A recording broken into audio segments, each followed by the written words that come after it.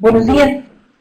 Quisiéramos agradecerles su asistencia y darles la bienvenida al séptimo webinar del E-Institute, el cual hemos dedicado a las políticas nacionales e intervenciones recientes para la producción de vivienda asequible y el mejoramiento integral de barrios en Colombia.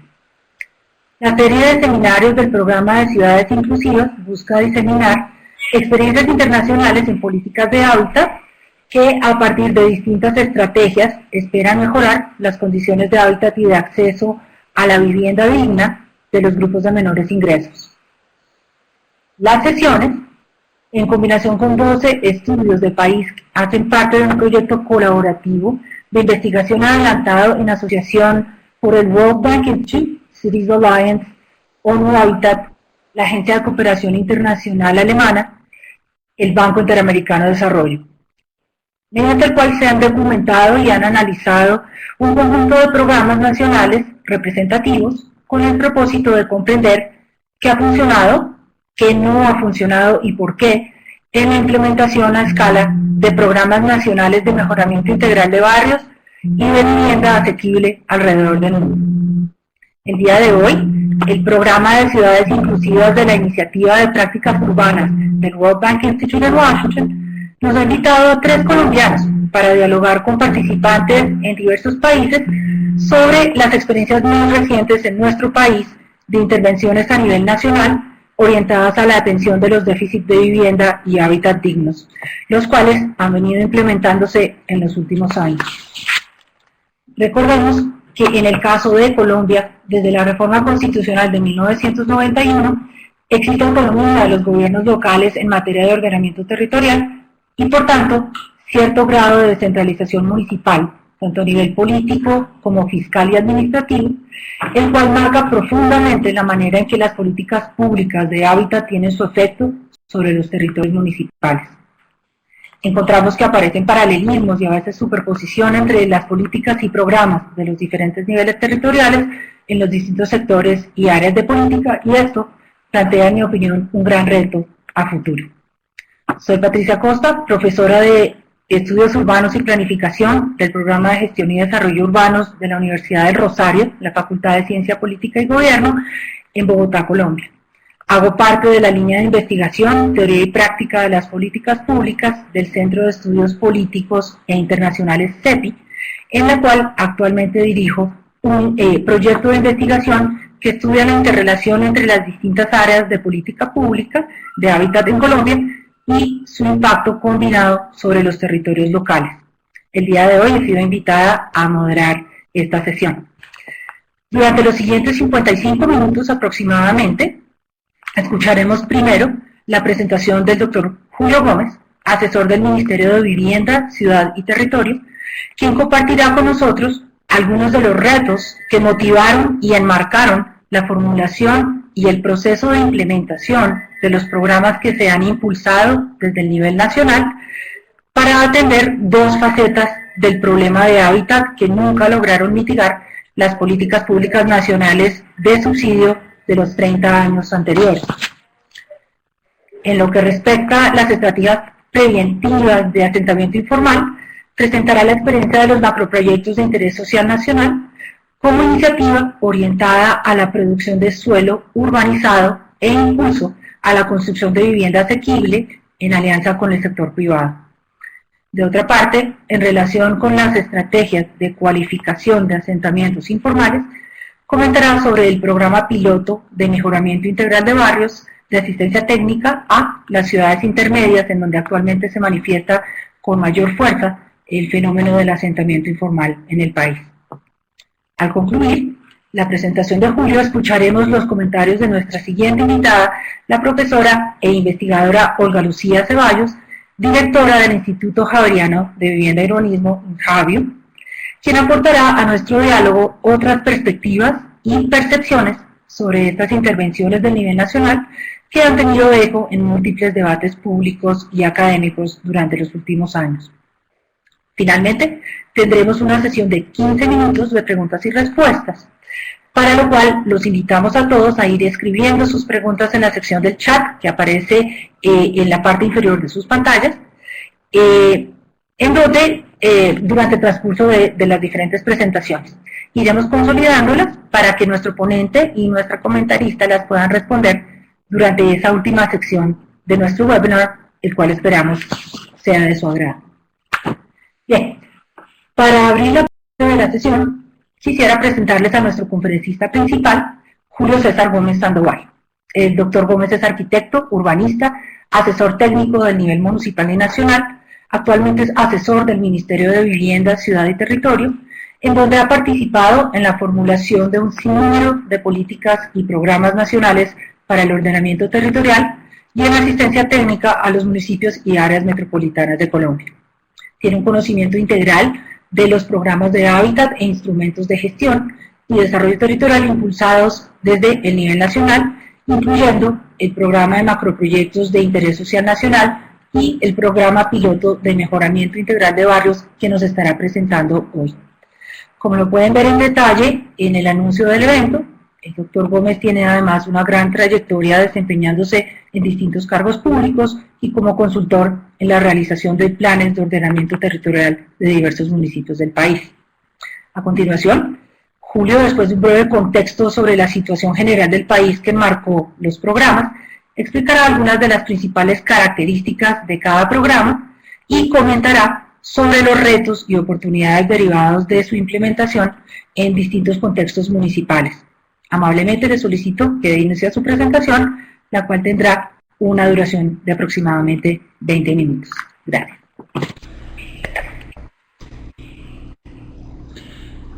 Buenos días, gracias en primer lugar por la invitación a participar en este foro. Voy a hacer una presentación muy sintética. Obviamente es imposible comentar estos dos programas en tan poco tiempo, simplemente voy a pasar por ellos resaltando sus aspectos más importantes. Veremos en primer lugar la urbanización y vivienda en Colombia, en segundo lugar el gran programa de macroproyectos de interés social nacional y en tercer lugar el programa de mejoramiento integral de barrios. En primer lugar, para contextualizarnos, Colombia es un país con una población aproximada de 46.5 millones de habitantes. Recordar que el 76% de esa población habita en áreas urbanas y que Colombia es fundamentalmente un país de municipios de pequeña dimensión, 1057 municipios con población inferior a 100.000 habitantes y con una lógica territorial de disposición de los asentamientos urbanos muy clara y contundente, como se ve en la imagen. Esa lógica de localización ha permitido al gobierno nacional establecer las estrategias de acción en políticas de vivienda, de infraestructuras y en demás estrategias ligadas a la problemática. Esa lógica de disposición de asentamientos ha permitido identificar 19 regiones urbanas en las que el problema principal es la concentración de la población y en consecuencia las necesidades de vivienda social y también la solución a los problemas de marginalidad urbana. En ese contexto, el gobierno ha entendido que la acción concreta en mejoramiento integral de barrios y en oferta de suelo y viviendas sociales debe ser dirigida prioritariamente a esas 19 regiones. Eso quiere decir que el país está en un estadio de superación de la planificación municipal y está entrando con gran fuerza en la planificación regional, entendiendo que el problema, por ejemplo, de solución de la vivienda social en Bogotá o de la marginalidad en Bogotá no es un problema del Distrito Especial de Bogotá, sino que envuelve al conjunto de municipios de su contexto regional. En esa lógica están planteados en este momento los diversos programas de acción en política de vivienda en Colombia. Tener presente además que, como bien lo decía Patricia en la introducción, Colombia pasó de una única forma de acción en vivienda, el subsidio, a formas múltiples de acción, dentro de las cuales están la promoción de viviendas gratis, la promoción de viviendas para ahorradores, la promoción de macroproyectos de interés social, la promoción de proyectos integrales de desarrollo urbano para familias que han sufrido procesos ligados a desplazamiento o en todo caso a fenómenos de inundaciones y demás típicas en Colombia, y que además tiene el programa de mejoramiento integral de barrios. Es decir, que Colombia en este momento actúa de manera integral en la solución del problema de la vivienda y el suelo. Vamos a ver ahora macroproyectos. Macroproyectos es una figura de planificación muy novedosa. Yo creo que una de las figuras de planificación de mayor interés construidas recientemente en América Latina. Es una figura que tiene una función especial: dar respuesta al déficit cuantitativo colombiano, un déficit que es indudablemente alto. La cifra en la diapositiva lamentablemente se ha perdido, pero estamos cerca de 1.200.000 unidades de vivienda de déficit, con lo cual tenemos que responder de manera mucho más agresiva a la solución de los problemas de vivienda. Sin embargo, en Colombia, lo que ha venido haciéndose, o se venía haciendo hasta hace más o menos unos 4 o 5 años, era un tipo de proyecto de promoción privada, pero de muy pequeña dimensión, proyectos generalmente de 1 hectárea o de media hectárea, con grandes complejidades desde el punto de vista de gestión y de inversión pública, y sin respuesta concreta a un problema tan gigante. Es decir, tener un déficit aproximado de 1.200.000 unidades y pensar que se puede solucionar con proyectos de 1 hectárea es imposible, es un reto prácticamente imposible. De aquí parte la figura del macroproyecto, el cual es en esencia un instrumento de acción territorial de escala regional que busca producir vivienda a gran escala y que sobre todo tiene la intención de vincular al promotor privado en asociaciones con el sector público para hacer eficiente la producción a gran escala de vivienda social. Está respaldada por la regulación que ustedes ven aquí, no me voy a detener en ella porque no es el objeto de este foro, la pueden consultar. Fue en primer lugar la Ley 1151 de 2007 del Plan de Desarrollo que los creó, que fue reglamentada a través del Decreto 4260 de 2007. Sin embargo, tuvimos algún problema constitucional con la figura de macroproyectos en su primera fase y por esa razón tuvimos que acudir a una segunda versión de macroproyectos de interés social nacional adoptadas por la Ley 1469 de 2011. En el mapa se observa la acción de los macroproyectos, dónde los estamos haciendo, con resultados que indudablemente son de gran interés. Las operaciones de macroproyectos en todo caso tienen una característica especial, son de gran escala fundamentalmente y buscan la acción público-privada concertada, busca que los propietarios de suelo se asocien con el sector inmobiliario y el sector público para producir a gran escala vivienda y superar esa tendencia de proyectos muy pequeños. En todo caso, hay un compromiso específico en términos de los macroproyectos en relación con la producción de la que en Colombia se denomina vivienda prioritaria. La vivienda prioritaria es aquella dirigida a los grupos sociales o familias de muy bajo ingreso que están por fuera del sector financiero, que no tienen acceso a préstamos y que no tendrían jamás la opción de acceder a una vivienda. En los macroproyectos, en esta columna, en la última columna del cuadro que ustedes ven, está establecido el porcentaje de suelo útil que en cada macroproyecto debe ser destinado a viviendas sociales y prioritarias. Como ustedes observan, por ejemplo, en la última fila, macroproyectos de escala urbana, el 50% de ese suelo útil debe ser destinado a vivienda de interés prioritaria. Eso implica que hay una responsabilidad absoluta por parte del Estado y de los privados en la producción de vivienda social. Pero ello implica también que haya de alguna manera mecanismos de favorecimiento de la acción del privado, de negocio inmobiliario en esencia, y ello se logra mediante el mejoramiento de las condiciones de edificabilidad en cada proyecto. Es decir, cada proyecto tiene muy buenas opciones de edificabilidad, metros cuadrados vendibles, siempre y cuando el porcentaje de las viviendas prioritarias aumente. En esa lógica, estos esquemas que ustedes verán a continuación tienen unos datos que reportan lo que hemos logrado mediante la figura de macroproyectos. 12 macroproyectos adoptados en todo el país que han habilitado las hectáreas de suelo que ustedes ven allí, que han permitido la construcción de infraestructuras, que han permitido la construcción de parques, de viviendas, de diferente tipo, entre otras con altas densidades, bajas densidades y equipamientos. Los datos que reporta la diapositiva muestran en todo caso un tipo de proyecto que es novedoso y muy efectivo en la medida en que en corto plazo logra ejecutar gran cantidad de viviendas prioritarias y sociales.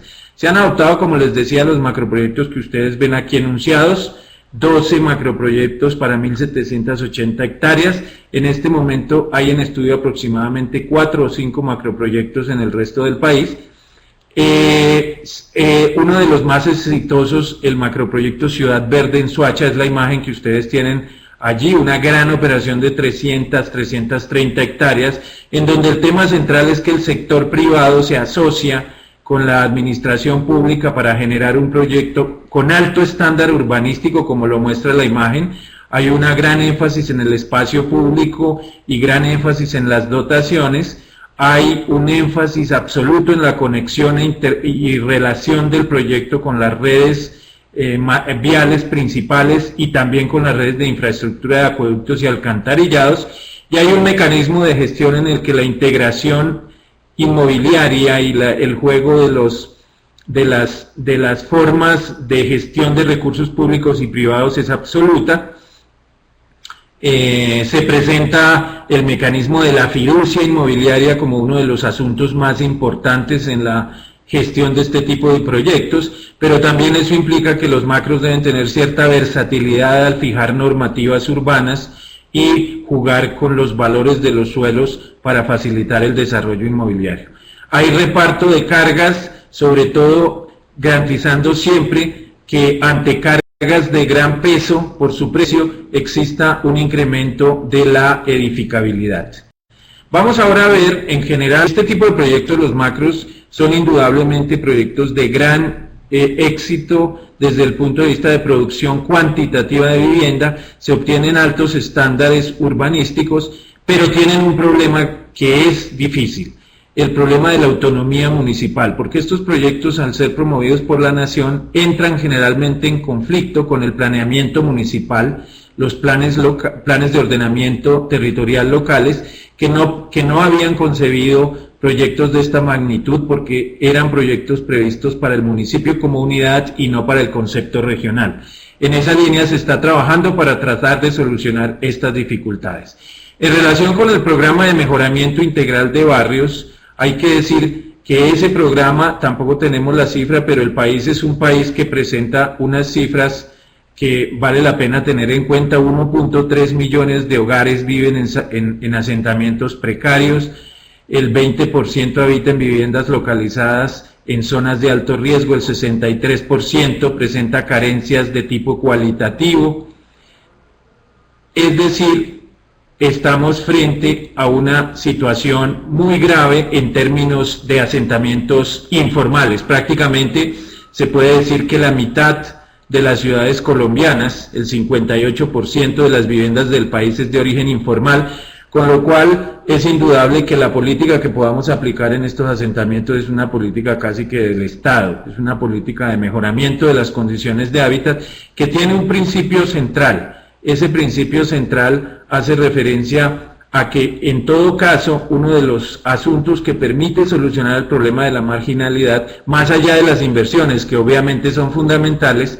es que a partir de nuestra ley 9ª, ley de reforma urbana, y nuestra ley 388 de desarrollo territorial, que obliga a la formulación de planes de ordenamiento territorial, estamos actuando conscientemente desde el ordenamiento en la planificación de los asentamientos informales.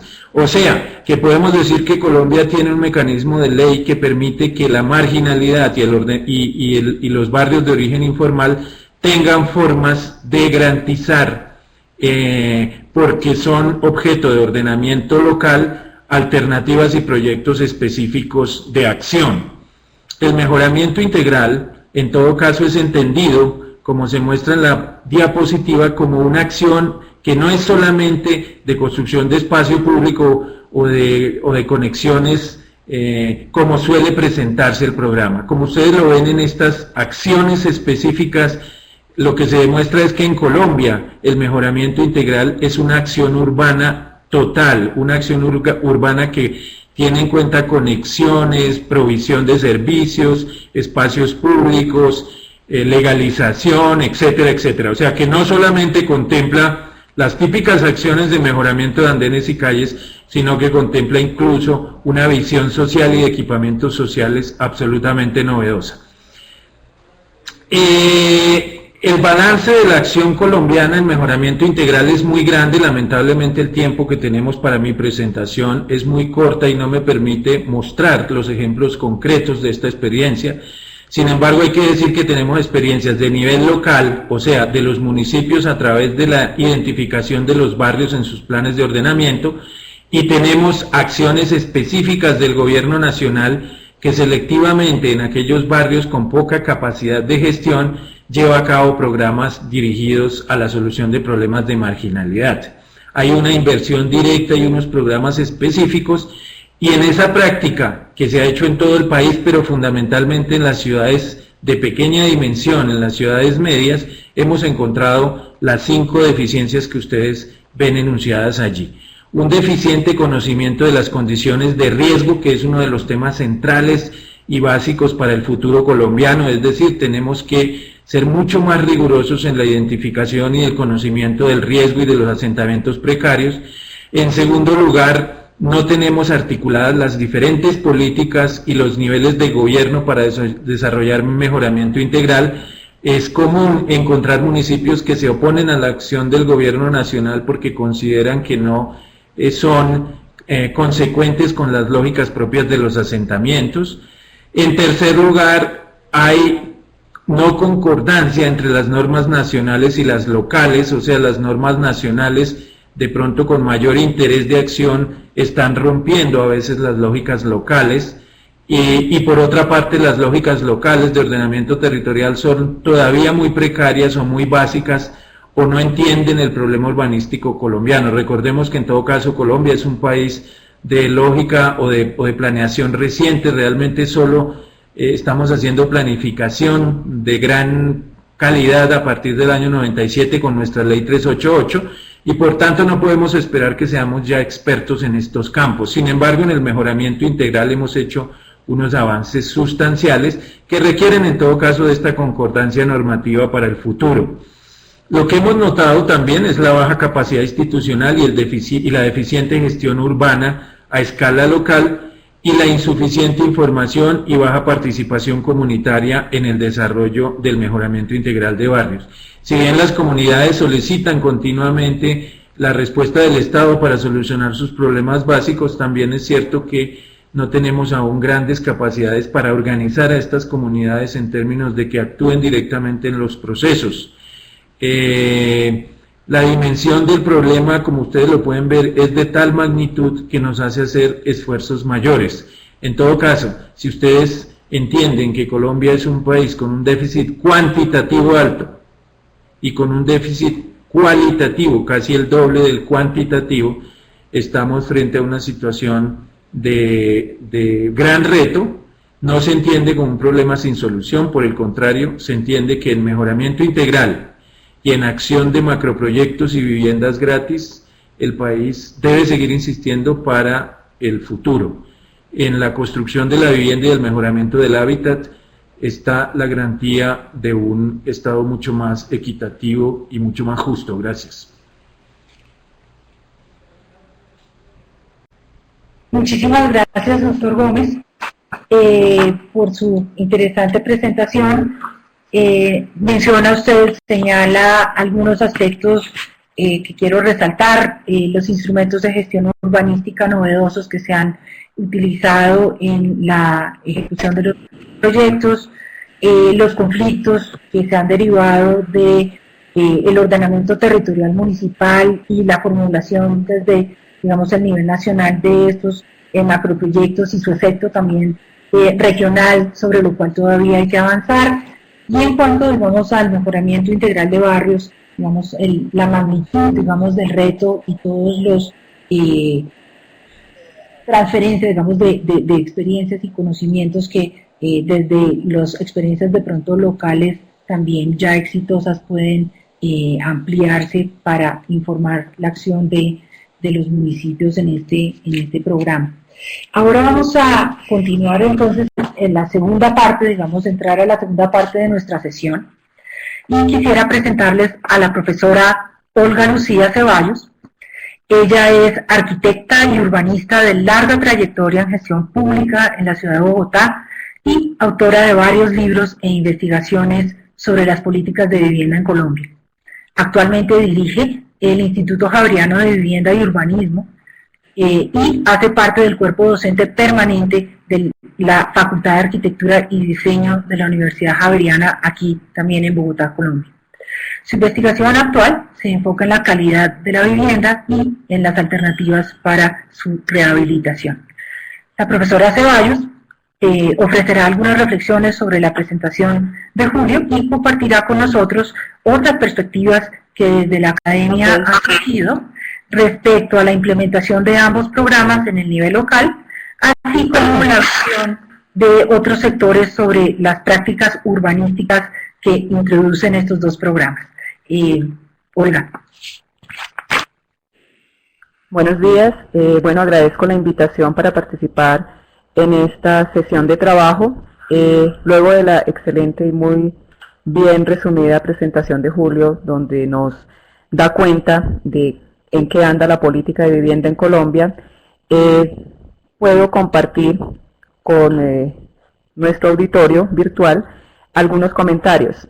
Efectivamente, en tiempo reciente hemos sido testigos de una diversificación en la política de vivienda que estuvo durante largo tiempo centrada en el tema del subsidio a la demanda, con una alta dificultad para atender la población de menores ingresos, es decir, la población más pobre. Una política que tiene como enfoque subsidio más ahorro, más crédito, realmente era inaccesible para los pobres que devienen sus ingresos de la informalidad, que no cuentan con capacidad de ahorro y mucho menos a un crédito hipotecario, que quedaban por fuera y que nos daban cifras alarmantes. El periodo intercensal 1993-2005 nos da un dato de un 65% del stock inmobiliario de vivienda producido por el sector informal.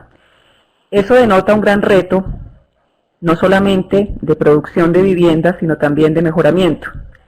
Esa amplia cantidad de viviendas producidas por el sector informal obviamente cuentan con una cantidad de deficiencias en términos urbanísticos y arquitectónicos. El programa reciente de las 100.000 viviendas gratuitas tiene la virtud de reconocer las limitaciones de la política del subsidio en cuanto presume que hay un sector de población que efectivamente no va a acceder por vía subsidio a una solución de vivienda. Sin embargo, tenemos nuestras dudas a ciertos temas relacionados con la vivienda gratuita. En primer lugar, podemos decir que nos preocupa un tema de adecuación cultural de la vivienda. Si bien es deseable que se atienda a los más pobres, es importante también considerar las diversas características culturales de nuestra población. Generalmente los pobladores más pobres de las ciudades que han llegado como migrantes a ellas provienen de diferentes grupos étnicos o grupos raciales de nuestro país, con diferentes tamaños de hogar. Este es un tema importante a considerar. Se están trabajando en unidades muy pequeñas, en la mayoría de los casos en agrupaciones de vivienda multifamiliar, transición difícil para población que en su mayoría viene del sector rural. Entonces, este es un punto de reflexión frente a la vivienda. En segundo lugar, nos preocupa el tema del paso de una informalidad a la formalidad en términos de los costos que significa la formalidad a futuro para la población. Cómo llevar a una sostenibilidad económica. En primer lugar, estamos diciendo nos preocupa también una sostenibilidad de tipo cultural, también nos preocupa una sostenibilidad económica a futuro. Entonces, ¿cómo se enlazan estas acciones de construcción de vivienda a opciones productivas para que las personas, estos hogares pobres, logren un ingreso económico que les permita una supervivencia digna en la ciudad. Entonces, un segundo factor de reflexión. Me centro en los más pobres porque el programa para los ahorradores, pues esto ya va dirigido a un sector de asalariados de hogares que reciben salario mínimo, que pueden recibir más de un salario mínimo, y pienso que para ellos es una situación muy diferente para este gran sector de la informalidad. En cuanto a los programas de mejoramiento integral de barrios, es bien importante la labor que se realiza. Efectivamente, los desarrollos que no han podido ser evitados en la historia de nuestro país, ni en la mayoría de los países latinoamericanos donde se da este fenómeno de la urbanización informal, efectivamente son sectores que nacen en condiciones deficitarias. Obviamente no se piensa en la dotación de servicios públicos, de espacio público, de equipamientos, y son desarrollos que se van agregando a la ciudad de manera precaria, con problemas de baja conectividad, con problemas de baja accesibilidad a los servicios de la ciudad,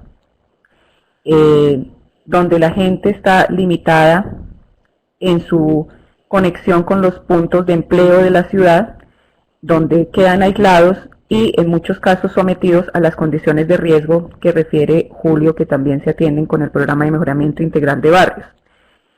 Es una acción definitivamente importante, pero nos preocupa que hemos visto en el caso de Bogotá, y también es muy notorio en Medellín, los procesos de densificación que se están presentando en los barrios populares. Ya encontramos edificaciones de 4 y 5 pisos con alto riesgo, por cuanto no cumplen con las normas de sismoresistencia, pero que están desarrollándose de esa manera en atención a un mercado creciente también que se presenta en el barrio informal.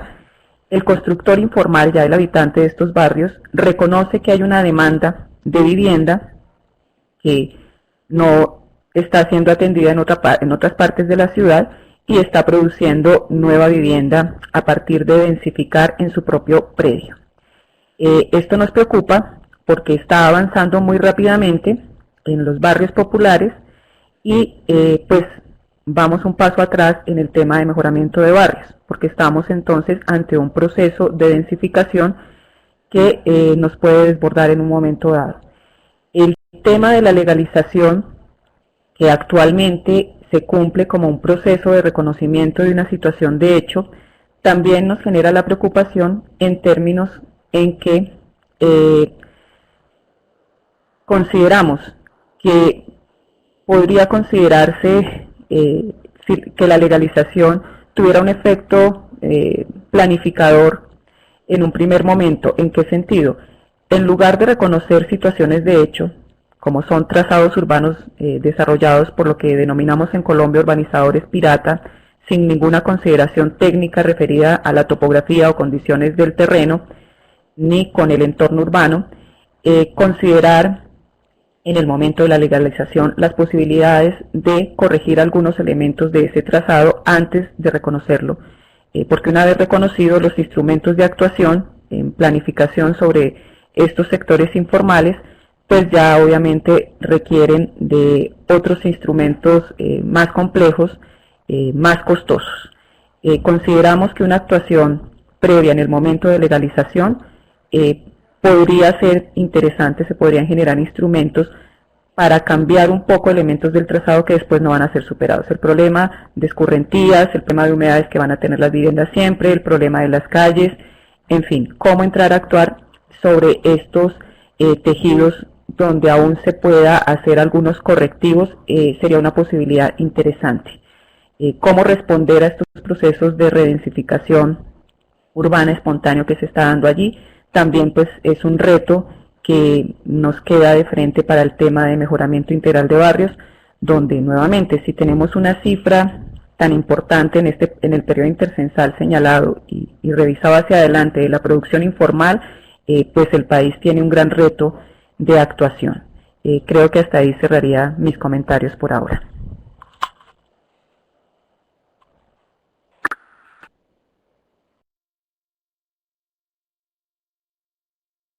Mil gracias.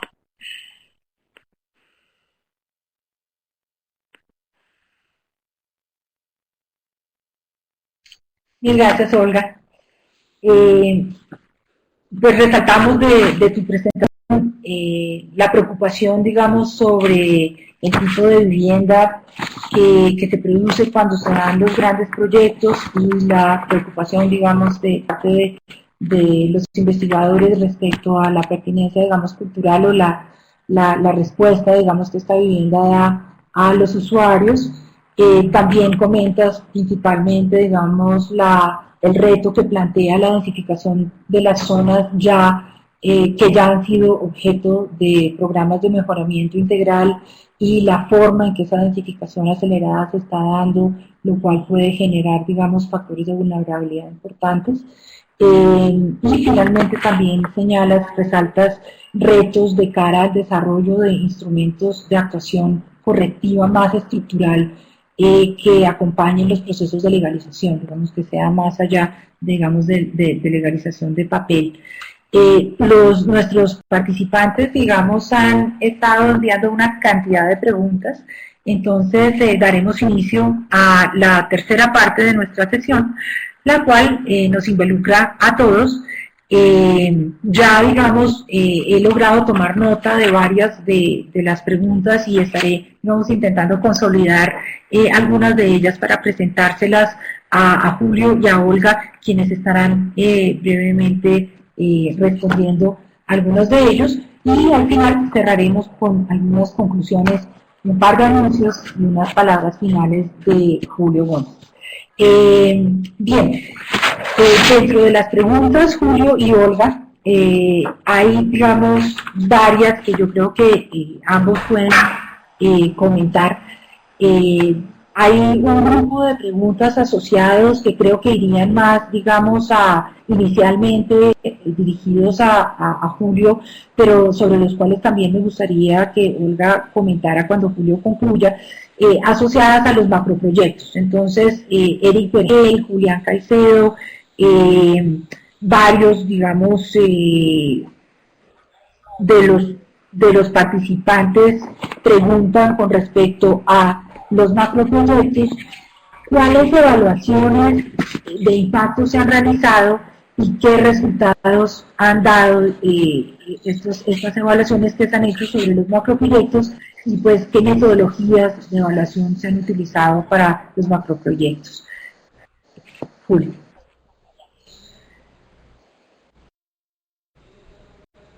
Ok. ¿Me escuchan? ¿Me escuchan? Hola, ¿me escuchan? Ok. ¿Te escuchamos? La pregunta, me imagino, la pregunta hace referencia a evaluaciones posteriores al desarrollo de los macros. Yo creo que hay que tener presente que en todo caso el desarrollo de estas grandes operaciones implica un tiempo largo. La operación quizá con mayor avance es la que de alguna manera mostré muy sintéticamente, el macroproyecto Ciudad Verde en Soacha. Es un macroproyecto que tuvo dificultades asociadas a la disposición de redes matrices de acueducto en su inicio y que tuvo también dificultades asociadas a algunas, digamos, podríamos decir alguna insatisfacción por parte de la administración local de Soacha, porque veían o no habían dimensionado adecuadamente el efecto de la dimensión poblacional en la movilidad. Eso que si bien es un problema en una fase preliminar, es también una ventaja en una fase posterior, en la medida en que la presión por movilidad está obligando a repensar los sistemas de movilidad regional, y en esa línea para el gobierno es muy positivo que estemos dando el salto del municipio a las regiones. Ese es un tema central del ordenamiento en Colombia y tenemos que seguir insistiendo. Dificultades también podemos tener en relación con los equipamientos sociales, porque los equipamientos sociales se construyen, sí, pero luego su mantenimiento, la garantía de su buen servicio a largo plazo, depende en gran medida de acciones conjuntas y no solamente de los municipios en los que se localiza el macroproyecto. Por tanto, en todo caso, todas las evaluaciones conducen a lo mismo, que estos macroproyectos no son una pieza únicamente de solución del problema cuantitativo de la vivienda, sino que son una pieza fundamental en la reestructuración de las regiones colombianas en perspectiva de conjuntos municipales. Estas piezas, vistas aisladamente, no tienen solo producen problemas a los municipios. En lógica regional solo producen beneficios y ahí es donde deben ser vistos, en la solución de problemas de integración de conjuntos municipales, para concretar también lo que nuestra Ley Orgánica de Ordenamiento Territorial adoptada en el 2011 nos pide que hagamos. Muchas gracias, Julio. No sé si quieres comentar sobre algunos de los resultados preliminares que se han hecho, de los estudios que se han hecho desde la academia sobre los macroproyectos, pues dado que la evaluación ya institucional es un poquito diferente. Bueno, Patricia, no conozco pues evaluaciones de los macroproyectos. Lo que sí quisiera comentar es la importancia de considerar en las evaluaciones el tema del impacto social. Es decir, si bien es importante considerar los impactos en términos urbanísticos, de desarrollo territorial, de impacto en atención al déficit, también es bien importante conocer en la parte social cómo anda el tema. Es decir, niveles de satisfacción de los residentes, niveles de adaptación, porque conocemos por otros estudios, no propiamente a macroproyectos, pero sí de proyectos de vivienda de interés social en copropiedad, el tema de las agrupaciones, los conflictos que suceden en el manejo de la copropiedad.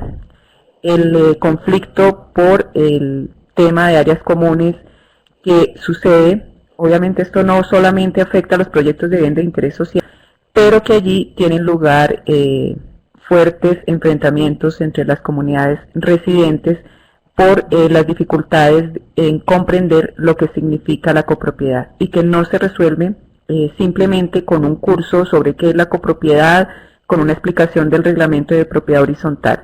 Esto es algo que supera estos esfuerzos y que es interesante conocer. Muchas gracias, Olga. Hay otro conjunto de preguntas aquí asociados a los criterios para la selección de las ciudades en donde se formularon los macroproyectos. Ana Aguilera pregunta y William Alfonso sobre específicamente, digamos, a propósito de los grandes proyectos en la Sabana de Bogotá y si hay alguna posibilidad de considerar más también proyectos en donde se densificaran las áreas centrales. Entonces, los criterios de selección de los lugares de macroproyecto y si hay posibilidad de evolucionarlos a que no sean solo periféricos.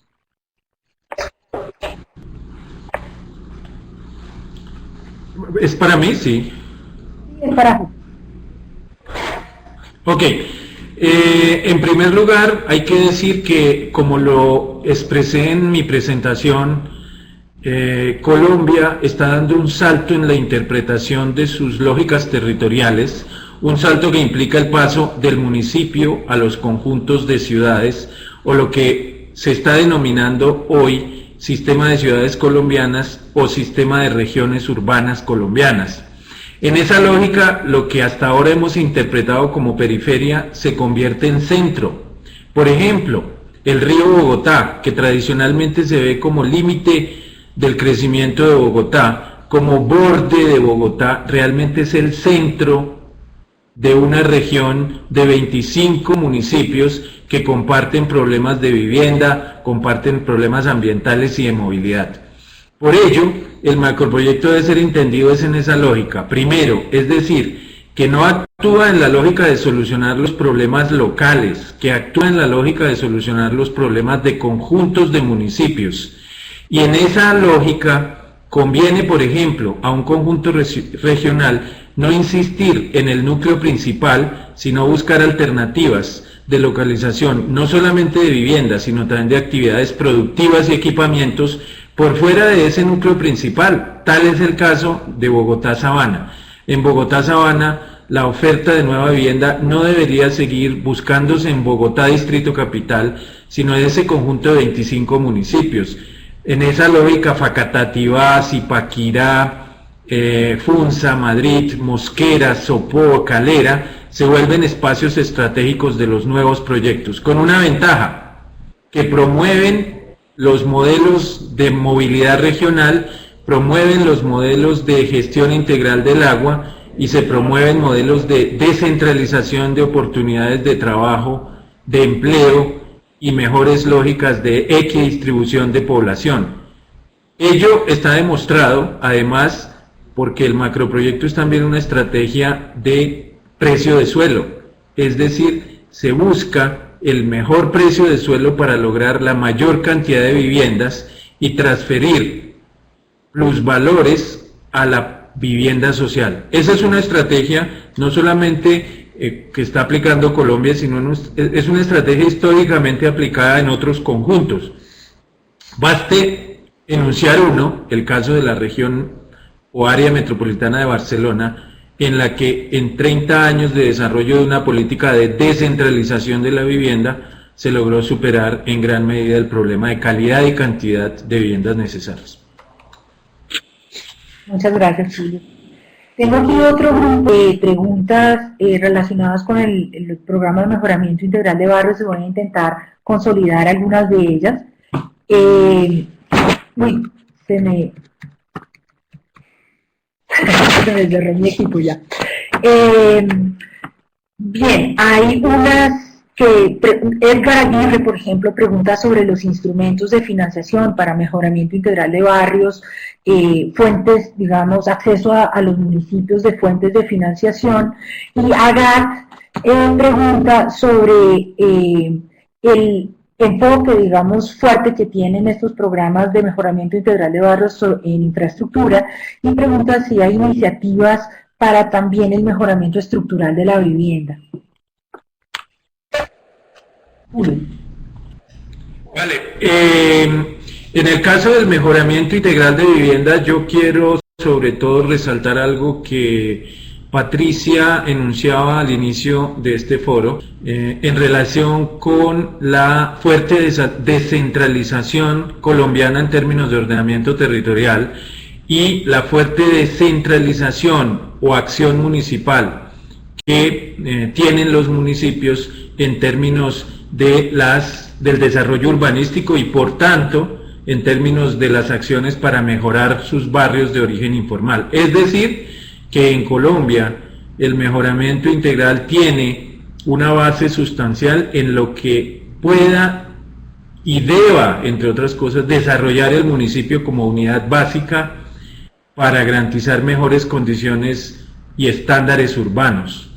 Ello quiere decir que el ordenamiento territorial en Colombia permite a los municipios saber dónde está el problema del mejoramiento integral y garantizar recursos para solucionarlo.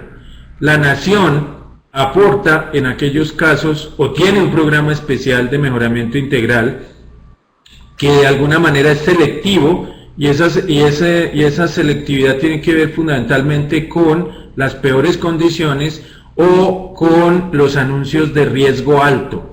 Es decir, para el gobierno nacional el tema del mejoramiento integral tiene en el riesgo uno de sus pilares fundamentales, porque la protección de la vida es el tema central y por ello enfatiza fundamentalmente en aquellos municipios en donde se presentan estos problemas en mayor dimensión. De otra parte, está claro que el mejoramiento integral no es solamente, como lo expliqué en la presentación, un problema asociado a recursos, es un problema asociado sobre todo a la forma en que hacemos que lo informal pase a ser formal y por tanto la titulación, que es un paso central para acceder a otros recursos, es es básico en la política nacional. De hecho, casi que el mejoramiento integral, uno de los grandes esfuerzos se refiere a cómo lograr que aquello que, entre comillas, es ilegal pase a la legalidad. Allí se consume gran parte del recurso y de las inversiones que asumen los gobiernos. Desde el punto de vista de la experiencia del gobierno nacional, hemos notado que la intervención en equipamientos sociales y la intervención en acueductos y alcantarillados son los que más rápidamente garantizan incremento de las calidades del hábitat y el mejoramiento de las condiciones socioeconómicas de la población. Pero también es cierto que para superar un problema que se aproxima al 1.700.000 o 1.600.000, incluso más, viviendas objeto de mejoramiento crítico en el país, para eso se requiere una inversión gigantesca para la cual todavía estamos lejos de llegar.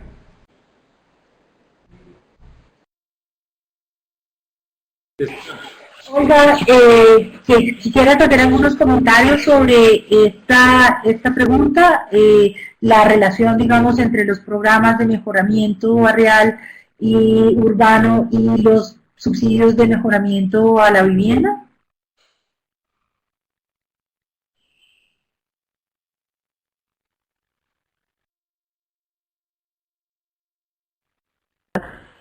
Dado que actualmente... ¿Aló? ¿Sí me escuchan? Sí. ¿Aló? Ok.